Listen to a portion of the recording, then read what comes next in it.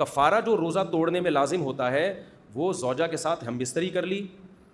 باقاعدہ، اگر حیا کے خلاف ہے لیکن لوگ پوچھتے ہیں انٹرکورس کرنے سے روزہ ٹوٹ جاتا ہے، اگر زوجہ کے ساتھ بھی ایسا ریلیشن قائم کیا کہ انٹرکورس نہیں کیا، صرف ڈسچارج ہو گیا ہے، تو روزہ تو ٹوٹے گا، کفارہ لازم نہیں ہوگا۔ کفارہ جب لازم ہوتا ہے جب پراپر انٹرکورس ہو جائے، تو اس میں ڈسچارج نہ بھی ہو، بس انٹرکورس ہو گیا تو کفارہ لازم ہو گیا، دونوں پہ لازم ہو جائے گا اگر اس کا بھی روزہ تھا۔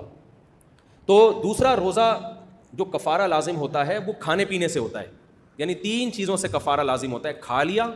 پی لیا یا زوجہ سے اس تفصیل کے مطابق ہم بستری جو میں نے ابھی آپ کو بتائی ہے۔ یہ 3 کام جب ہوں گے تو روزہ بھی ٹوٹ گیا اور آپ پہ 60 روزوں کا کفارہ بھی لازم ہو گیا۔ کفارہ جو روزہ توڑنے میں لازم ہوتا ہے وہ زوجہ کے ساتھ ہم بستری کر لی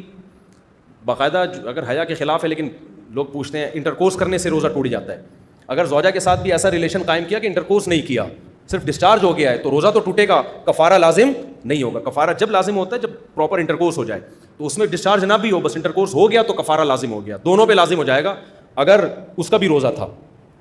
تو دوسرا روزہ جو کفارہ لازم ہوتا ہے وہ کھانے پینے سے ہوتا ہے، یعنی 3 چیزوں سے کفارہ لازم ہوتا ہے، کھا لیا،